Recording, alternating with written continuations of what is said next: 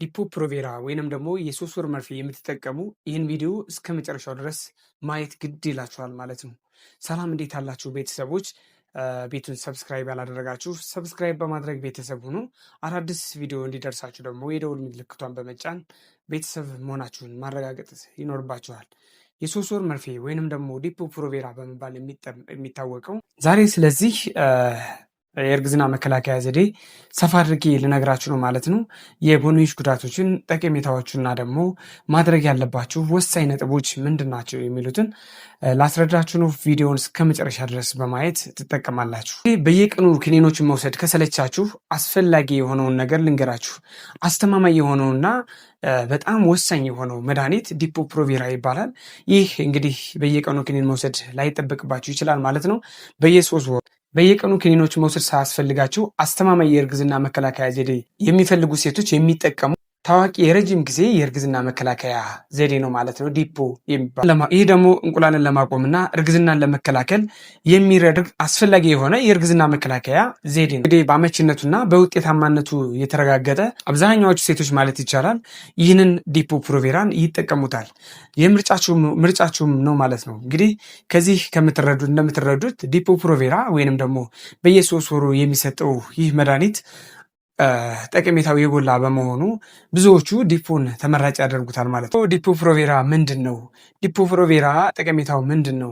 እንዲሁም ደግሞ ዲፖ ፕሮቬራን ከመጠቀማችሁ በፊት ምን ማድረግ አለባችሁ? የጎንዮሽ ጉዳቶችስ ምንድን ናቸው? የሚለውን ዘርዘር አድርጌ ስለምነግራችሁ ላይክ አድርጋችሁ ሸር እያደረጋችሁ ዲፖ ፕሮቬራ እንዴት ነው የሚሰራው ብላችሁ ከጠየቃችሁ ዲፖ ፕሮቬራ በዋነኝነት የሚሰራው ኦቪሌሽንን በመከላከል ነው። ይህ ማለት ኦቫሪዎች እንቁላል እንዳይለቁ ይከላከላል።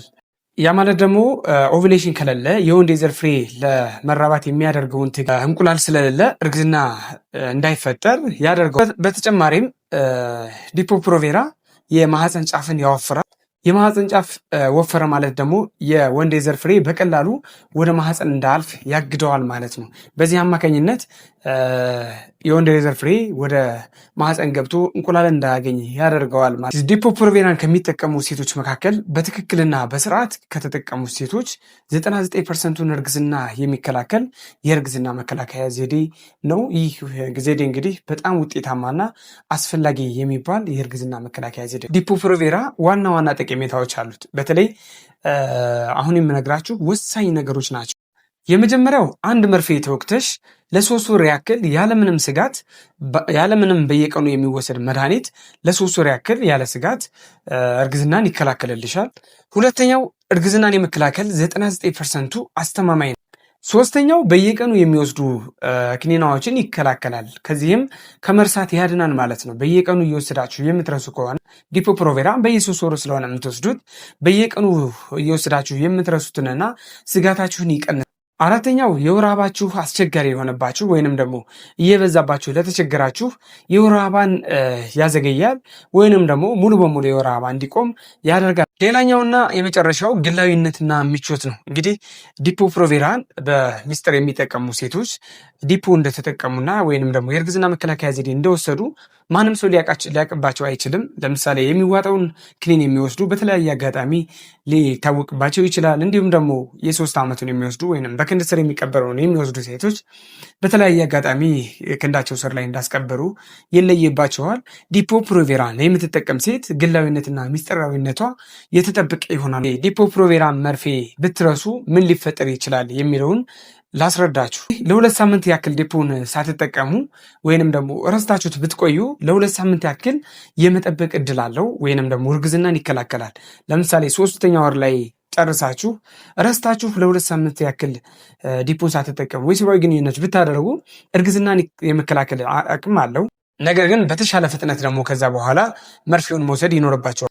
ሌላኛው ከ2 ሳምንት በላይ ከዘገያችሁና በአካባቢያችሁ ዲፖ ፕሮቬራ ባይኖር ሌላ አማራጮችን መጠቀም ግድ ይላችኋል። ምክንያቱም እርግዝና ስለሚፈጠር እንደ ኮንዶምና የመሳሰሉት ነገሮች እየተጠቀማችሁ የምታገኙበትን መንገድ መፈለግ ይኖርባችኋል። ይህንን ካልኳችሁ ዲፖ ፕሮቬራ የራሱ የሆነ ደግሞ የጎንዮሽ ጉዳቶች አሉት።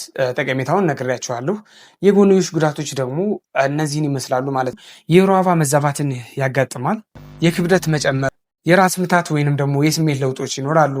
እንዲሁም የጡት ልስላሴ፣ የቡግር ወይንም ደግሞ የቆዳ ለውጦች ልታዩ ትችላላችሁ። ዲፕ ፕሮቬራን መጠቀም የማይችሉ ሴቶች የትኛዎቹ ናቸው የሚሉትን ልንገራችሁ። የጡት ካንሰር ህመም ያለባቸው፣ ሁለተኛ የጉበት ካንሰር፣ ሶስተኛ የአጥንት መሳሳት ችግር ያለባቸው ሴቶች፣ አራተኛ ከመጠን በላይ ክብደት ያላቸው ሴቶች፣ አምስተኛ በዘር የሚተላለፍ የደም መርጋት በሽታ ያለባቸው ሴቶች፣ የስኳር ህመም ያለባቸው፣ ከፍተኛ የደም ግፊት ያለባቸው ሴቶች፣ ከፍተኛ የስብ ክምችት ያለባቸው ሴቶች፣ የፕሮጀስትሮን አለርጂ ያለባቸው ሴቶች ይህንን የእርግዝና መከላከያ መድኃኒት መጠቀም የለባችሁ። ሰብስክራይብ ያላደረጋችሁ ድጋሚ ላስታውሳችሁ ሰብስክራይብ አድርጉ።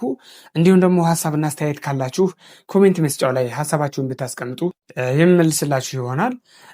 ስለዚህ ቪዲዮውን ካዳመጣችሁት ሀሳባችሁን አስቀምጡልኝ። አመሰግናለሁ።